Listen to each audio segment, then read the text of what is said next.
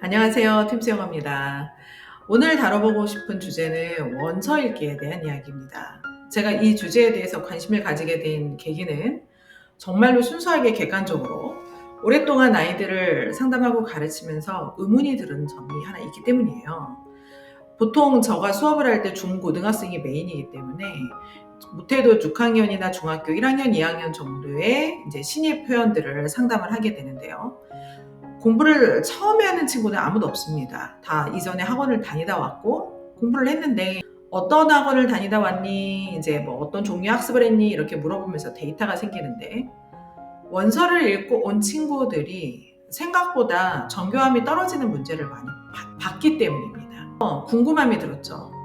이게 한두 명의 학생이라면은 개별적인 특성이라고 칠 수 있는데 원서를 읽고 온 친구들의 어떤 공통적인 특성 그리고 원어민과 수업을 한다거나 비디오나 아니면은 말하기 위주의 통 번역 스쿨 뭐 이런 것들을 하고 온 아이들의 특성 이런 것들이 이제 두드러지게 나타나다 보니까 관심을 가지고 보게 되었는데요.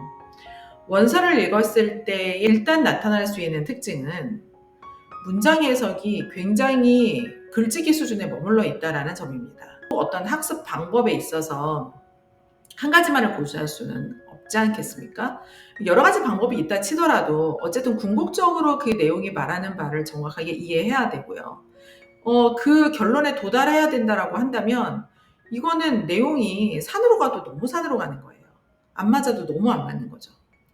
원서 읽기에 대한 고민을 많이 했고 이 친구들이 오히려 구조적으로 정확하게 문장의 어순을 잡아내고 뭐 단어 스펠링이 틀렸을 때는 스펠링도 정확하게 학습을 하면서 암기도 테스트하고 그리고 문법적인 개념도 좀 이해를 하면서 오히려 해석 능력도 기하급수적으로 좋아지고 영어로 영작을 하고 표현하는 것도 잘 되고 거기다가 듣기와 말하기 같은 발음의 요소까지 소리와 사운드가 겹쳐졌을 때는 대화까지 무리 없이 가게 되는 것들을 보게 되었거든요. 물론 원서 읽는다라는 것 자체가 절대로 나쁘다라는 의미는 아닙니다. 독서는요, 우리나라 책으로 됐든 영어로 됐든 아프리카어가 됐든 굉장히 우리에게 유용한 툴이에요. 독서 자체가 나쁘다라는 게 아니라 여기서 짚어야 되는 거는 이 한국의 아이들은요. 시간이 그렇게 많지 않습니다. 제한된 시간 안에 국영수도 해야 되고 입시의 목표도 맞춰야 되고 예체능도 해야 되고 그래서 이 시간을 가성비 있게 효율적으로 써야 된다면 불필요한 것들로 시간을 낭비한다는 것은 굉장히 억울한 일이겠죠.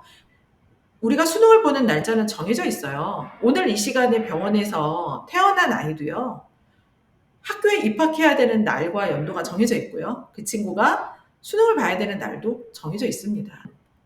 나는 언젠가 영어를 잘할 거야. 나는 언젠가 유창하게 원서를 읽을 거야. 라는 목표를 가지고 있는 사람들이 아니라 정해진 기간 안에 정해진 학습을 끝내야 되는 부담을 안고 있는 사람들이거든요.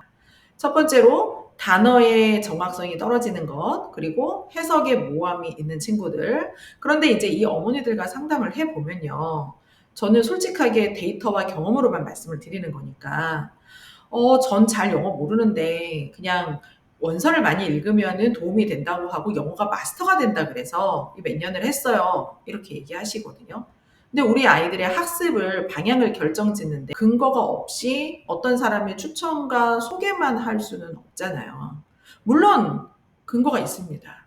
원서를 많이 읽은 학생들에게 좋은 성과를 나타낸 학생들이 분명히 있습니다. 근데 이것을 제가 꼭 짚고 넘어가고 싶습니다. 정말 꼭 기억을 해주세요. 원서를 읽어서 잘하는 친구들은요. 어떤 학습을 해도 다 잘하는 학생들이에요. 제가 다양한 아이들을 가르치면서 내린 결론이 백인백색이다. 100명이 있으면 다 다릅니다. 그래서 제가 학원을 운영하는 철학이요. 1대1로 맞춤 코칭을 하는 이유가 경제적인 이점이 있어서 그런 게 아니라 정말 수업을 해보니까 아이들은 소화하는 시간도 다 다르고요. 같은 내용을 성실하게 하는 정도도 다 다릅니다. 개개인에 맞춰서 학습을 해야 된다라고 본다면 똑같이 가르쳐도 어떤 친구는 정말 빠른 이해를 가지고 수업을 하고요. 어떤 친구들은 가르치면 가르치는 것만큼 하는 친구가 있습니다. 그리고 더 안 좋은 친구들은 가르쳐 주면 그 다음 시간에 깨끗하게 리셋을 하고 옵니다. 네. 그리고 10번을 가르쳐 줘도 또 잊어버리는 친구들도 있어요. 이렇게 수업 현장에서 다양한 아이들을 상대해 보면요. 아, 이 친구는 그냥 어디를 가도 잘하겠다. 이런 친구도 있습니다. 이미 상담을 하고 입회를 할 때요. 너무 잘 만들어져서 오는 친구들도 간혹 있습니다. 영특한 아이들이 있어요. 그래서 그런 친구들은 꼭 원서 읽기를 했기 때문에 잘한다기보다는 대형 어학원을 보내도 잘하고, 심지어는 집에서 EBS 강의를 듣고 혼자 해도 잘할 아이들입니다. 어떤 경우는요, 정말 원서만 했는데도 저희 학원에서 구조와 독해를 배운 친구보다 더 탁월하게 하는 아이들도 간혹 있어요. 자기만의 필터가 있는 아이들이 있습니다. 뭔가 공부를 할 때 기질적으로도 그렇고요. 아, 내가 이 공부를 하는데 너무 궁금해. 이 궁금한 거는 내가 반드시 해결하고 싶어. 나 이거 모르면 잠이 오질 않아. 이런 친구가 있고요. 가르쳐 주면 이거 언제 끝나나 빨리 찍고 그냥 빨리 나가서 놀았으면 좋겠다. 이런 친구도 있고요. 저희들이 열심을 냈을 때 그냥 나 이거 하나 못 다녀. 나 이렇게 퇴원해 버리는 친구들도 있습니다. 그런 기질적으로 훌륭한 아이들이 언어적 감각이 탁월하게까지 장착이 된다면은 당연히 이 친구는요, 원서를 읽을 때도요, 이 단어는 내가 아는 거야, 모르는 거야. 이게 메타인지잖아요. 셀프 모니터링이라 그래서 자기 스스로에게 질문을 던지는 것입니다. 상위권의 아주 좋은 기질 중에 특징 중에 하나이죠. 그래서 내가 모르는 단어는 반드시 공부를 할 거야 라고 이야기를 해요. 제가 아는 지인 중에 딸이 이제 7살 때부터 다르더라고요. 책을 읽고 어떤 그 단어를 내가 완벽하게 스펠링을 말하지 못하기 때문에 엄마 나는 이것을 100번을 쓸 거야. 그러면서 시키지도 않았는데 그거를 너무 이쁜 글씨로 영어 노트에다 100번을 쓴대요. 저희 학원에서 오답이 나오면 테스트에서 틀리면은 5번 쓰기 과제가 있거든요. 아이들 그것도 안 하려고 그래요. 그런데 누가 시키지도 않았는데 스스로 100번을 하는 아이가 있다. 정말 다르잖아요. 그래서 이런 친구들은 책을 또 내용을 봤는데 수업 시간에 선생님이 이런 내용으로 설명을 해주셨는데 나는 이해가 잘 안 돼. 나는 왜 이 문장이 이 해석이 되는지 좀 헷갈려. 이 단어가 다른 문장에서는 이런 A의 뜻이었는데 왜 오늘은 다른 의미로 쓰였지? 이렇게 자기 스스로가 그것을 파면서 그 안에 있는 내용, 공식들, 그리고 규칙들을 스스로 발견해서 자기 걸로 만들어버리는 아이들이 있습니다. 이런 아이들과 그렇지 않은 아이들을 동일한 선상에서 비교하면 안 되는 거예요. 근데 우리가 만나는 대부분의 아이들은요, 중간층의 아이들이잖아요. 저는 그렇게 생각합니다. 학생은 세 부류의 아이들이 있습니다. 가르쳐주지 않아도 스스로 터득하는 사람, 그리고 가르쳐주면 가르쳐주는 것만큼 그릇이 만들어지는 이런 학생들, 그리고 가르쳐줘도 참 힘든 아이들. 어차피 양극단에 있는 친구들은 소수예요. 그럼 대부분의 아이들은 중간에 있습니다. 가르쳐주면 가르쳐주는 것만큼 되는 아이들. 그런데 이 아이들을 왜 안 가르쳐주고 너가 원서를 많이 읽으면 언젠가 그냥 다독을 통해서 어느 날 스스로 깨우칠 거야 라고 한다면 시간이 너무 많이 걸리잖아요. 근데 이런 친구들이 내용을 가르쳐주고 개념을 알려주고 영어와 우리말의 차이점을 짚어주잖아요. 그러면 지름길로 가게 되는 것을 너무 많이 봅니다. 원서를 보는 거는 너무 좋은 일인데 우리나라에서 독서 환경을 한번 볼게요. 제가 이 크라센의 주장에서의 문제점을 인식하는 거 첫 번째. 여러분도 듣고 나면 동의하실 수밖에 없을 거예요. 독서는 유일한 방법이다라면 문자를 모르는 사람은 언어를 배우지 못하는 것일까요? 그런데 생각해 보세요. 우리 아이들이 한국어라는 언어를 배울 때요. 문자 하나도 모르는 상태에서 시작했어요. 문자를 배우고 한국어를 배운 친구는 우리나라 사람 중에 단 한 명도 없을걸요. 다 소리로 먼저 배웠습니다. 그러면 소리로 해야 되기 때문에 무조건 원어민을 붙여야 되느냐? 그거는 나중에 별도의 그 클립으로 제가 만들어 보고 싶은데요. 그것도 역시 장단점이 있기 때문에. 그러면 독서가 유일한 방법은 저는 좀 아니라고 생각을 하는 것입니다. 우리나라 학생들도요, 초등학교 때 학교 가서 수업하고 도서관에 가서 집에 와서 책 빌리고 사서 보는 것은 너무 좋은 일이지만 그 이전에 언어가 이미 완성되어 있거든요. 우리나라 단어를 다 학습을 했고 이건 엄마고 이건 아빠고 이거는 친구고 엄마 나 배고플 때는 배가 고프다라고 상태를 얘기해야 되고 먹는다라는 동사를 이해해서 적재적소에 사용을 합니다. 나는 배가 고프다 이렇게 표현을 하는 거지 나는 고프다 먹는다 이렇게는 표현을 안 하거든요. 그래서 이러한 단어 배열의 문법적인 것도 이미 내재화가 되어 있는 상태에서 독서를 합니다. 그리고 우리는 많은 책의 독서를 하기를 원하고 그것도 모자라서 어디를 보내죠? 학원을 보내죠. 자, 두 번째 제가 짚어보고 싶은 이유입니다. 한국에는 이미 한국어가 완성되어 있고 한국어를 유창하게 합니다. 그리고 학교에서도 한국어로 되어 있는 교과서를 봅니다. 그 외에도 많은 국어로 되어 있는 책들을 봅니다. 그런데 국어 학원을 또 다녀요. 그것만으로 한국어가 이미 잘 되고 대화도 잘 되고 한국어 독서도 많이 한 우리 아이들이 국어 학원을 가야지만 국어 문제를 수능까지 요구하는 말을 풀어낼 수 있기 때문에 보내는 거 아니겠습니까? 그러면 외국인인 우리가 영어를 학습하는 데 있어서 특히 입시라는 초점을 맞춰서 우리가 영어를 하는 거지, 그게 아니라면 우리 영어를 이렇게 많이 할 필요가 없잖아요. 외국에 나가서 여행을 할 때요, 가이드 붙이면 되죠.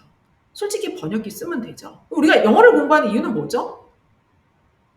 학교에서 가르치고 입시에 나오고 학교 시험을 보기 때문이죠.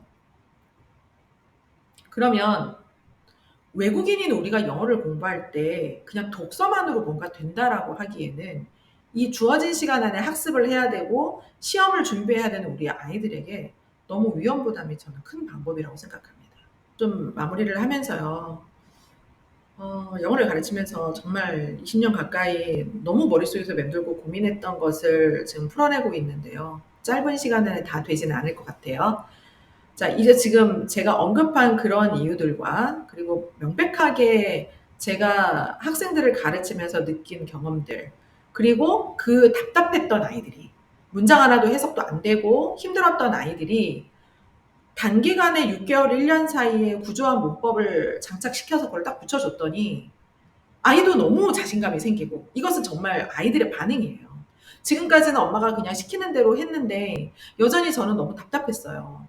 이게 왜 이렇게 이런 뜻이 되는지도 몰랐고 그랬는데 이제는 이해가 훨씬 더 수월해지니까 성적도 좋아지고 그 외에 아이가 영어로 표현하는 것도 같이 잘 되고 독해 해석 능력도 너무 좋아지는 것을 봤거든요. 네, 그리고 두 번째 하나만 더 짚어볼게요. 우리 친구들이 원서를 읽으면 여러 가지 테스트하는 장치들이 있습니다. AR 지수 뭐 이런 거 해서 확인하는 테스트 시스템이 있는데, 독해를 이해를 했다고 해서 너가 이 스토리가 뭐야라고 하는 것이 결코 이 아이의 정확한 내용 파악 능력과 일치하는 것은 아닙니다. 오히려 그것이 계속 시간이 갔기 때문에 정확함보다는 모호한 상태에서 누적된 약간의 오차가 있고 잘못된 학습 방법과 잘못된 이해가 더욱더 견고해져서요, 나중에 제대로 된 가르침을 주고 싶어도 그 옛날에 잘못된 습관들이 계속 나오는 것을 바라보게 돼요. 원서를 읽는다는 것이 영어 공부를 하기 위한 수단이 아니라 영어 공부를 어느 정도 하고 이게 병행하면서 같이 나가는 친구가 저는 좀 되었으면 좋겠습니다. 어떤 하나만의 방법으로 영어가 쉽게 되지는 않아요. 그럼 뭐가 문제일까요? 그러거든요. 어머니, 우리가 밥을 먹을 때도 5대 영양소를 골고루 해서 식단을 짜고 그렇게 골고루 반찬과 밥을 먹습니다. 그런데 내가 밥을 먹었더니 탄수화물이 쌓여서 살이 자꾸 쪄. 그러니까 오늘부터는 밥을 먹지 않을 거야 라는 것도 현명한 방법이 아니고요. 그럼 문제가 생기죠.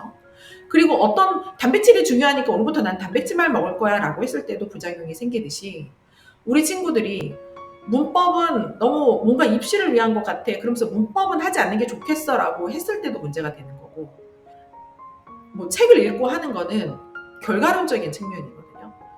기본이 좀 쌓인 상태에서 결과로 그 실력이 다 발휘돼서 대화도 되고, 네, 책도 자유롭게 속도 있게 읽을 수 있고 하는 것이기 때문에 어떤 하나만을 함으로써 오는 그런 문제점을, 시행착오를 많이 겪지 않으셨으면 좋겠습니다.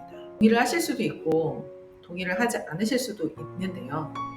저는 어쨌든 현장에서 보고 들은 것을 말씀드리는 것이고, 만약에 원서 읽는 것이 너무나 탁월한 결과였다면 많은 아이들에게서 확률적으로 높은 비율로 그게 드러났겠죠. 그런데 그게 아니었다라는 것을 솔직하게 말씀드리고요. 그리고 그게 좋은 방법이었다면 저는 아마 제 아들부터 먼저 그런 방법을 시켰을 거예요. 그런데 그러지 않은 방법으로도 잘할 수 있다는 것을 아직까지는 증명해내고 있고요. 물론 제 아이가 언어 감각이 나쁜 친구는 아닙니다. 그러나 제가 가르치는 많은 친구들은요, 전교 1등부터 꼴등까지 정말 서울대부터 네, 아닌 아이까지 다양한 아이들을 다 가르친 것을 정직하게 제가 지금 이야기하고 있는 것이니까요. 제 이야기도 무조건 맹신할 수는 없겠죠? 맹신하지 마세요. 그 어떤 것도. 두루 참고해 주세요. 그리고 제일 중요한 거는 엄마가 우리 아이를 잘 이해하는 겁니다. 학부모가 우리 아이가 그냥 던져줘도 스스로 잘할 아이인지 아니면 옆에서 보조적으로 뭔가 정확도를 높여주는 서포팅이 필요한 아이인지 그걸 먼저 파악하시고 그거에 맞는 옷을 입혀주시는 거를 저는 제일 권해드리고 싶습니다.